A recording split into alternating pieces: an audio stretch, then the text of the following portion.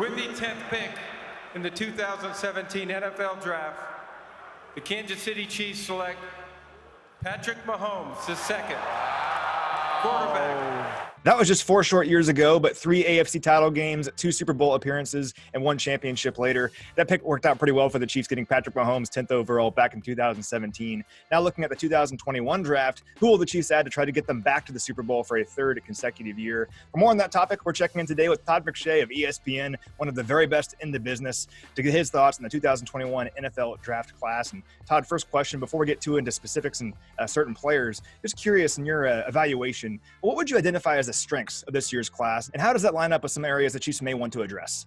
Well, quarterback is a big strength, and that doesn't line up at all. But you have Trevor Lawrence from Clemson, who's going to be the number 1 overall pick. BYU's Zach Wilson. After that, you've got Justin Fields from Ohio State, Trey Lance from North Dakota State. And then we saw this year Mac Jones coming in from Alabama and having a monster season. You could have 5 quarterbacks go in the top 7-10 picks. And that helps everyone else in the league because it pushes all the other players back. I think wide receiver is another position. Jamar Chase, who opted out from LSU, should be a top 5 pick. Devontae Smith from Alabama, who had one of the best seasons that I've ever seen, at least, and won the Heisman Trophy. When Jalen Waddle, his teammate, went down, and Waddle, all 3 of those guys should be somewhere in the top 10 to 12 picks. So those are 2 of the biggest strengths in terms of the draft. I think offensive tackle is another one, and cornerback, I would say, too. Definitely. Not needing a quarterback is definitely a nice luxury to have for the Chiefs. I think the Chiefs are set for a while, next 10 years or so. You don't have to worry about taking a quarterback in the first round, certainly nice. But one thing, when you have the 31st overall pick in the first round, you can't really pencil names in because you never know how the board will fall. So there's not 1 or 2 guys that everyone is consensus saying the Chiefs will take. Right. In your mind, dream scenario, realistically, who are a couple of guys that would be great fits for the Chiefs that could be there at pick number 31? Well, the Chiefs are clearly working on the offensive line, trying to rebuild that group. And they brought in Joe Thuney, which, I give a lot of credit to Brett Veach. I have so much respect for him and the job he's done as the general manager.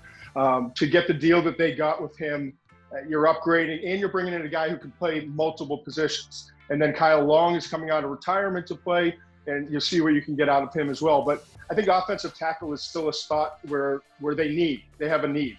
And your Penei Sewell from Oregon is going to be off the board early. And then Rashad Slater from Northwestern is going to be off the board shortly thereafter. But after that, there's still some really good depth in this class when I look at it. Tevin Jenkins from Oklahoma State is a good example of a player who could fall in that range. Jalen Mayfield from Michigan is kind of the fringe first, early second rounder. He's a long, athletic offensive tackle who doesn't have a tremendous amount of experience, but he can play the position. So there are plenty of guys, if it's not in the first round, it could be the second or third round, where I think they can come in and become starters and become really good players, maybe year 2, year 3 down the road. After that, wide receiver is an interesting spot. I mentioned the 3 guys that could go early. Kadarius Toney from Florida is a kind of a matchup piece. He's a poor man's Tyreek Hill, to be honest. So, I don't know that he's going to be a fit, and he might be off the board by the time you guys pick. But I think later in the first, there are other guys like Terrace Marshall, who's a big X wide receiver who can get vertical coming out of LSU. So the wide receiver spot's pretty loaded as well. Absolutely. Lots of talent in this draft. We definitely know that. Now, beyond round 1, who are some sleepers that you're identifying in maybe day 2 and day 3 that could be available later in the draft that the Chiefs might want to pick up in rounds 2 through 7? Linebacker, there's a lot of good off-the-ball linebackers. And I think that's an area that Kansas City could wind up trying to address and get younger and a little bit faster. A guy like Nick Bolton from Missouri. He's like a little Tasmanian devil.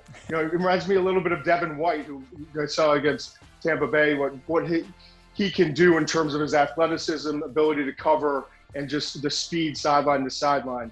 Jamin Davis from Kentucky is another player, very, very similar, a little bit longer, who's a good player who I think is going to be drafted in day 2.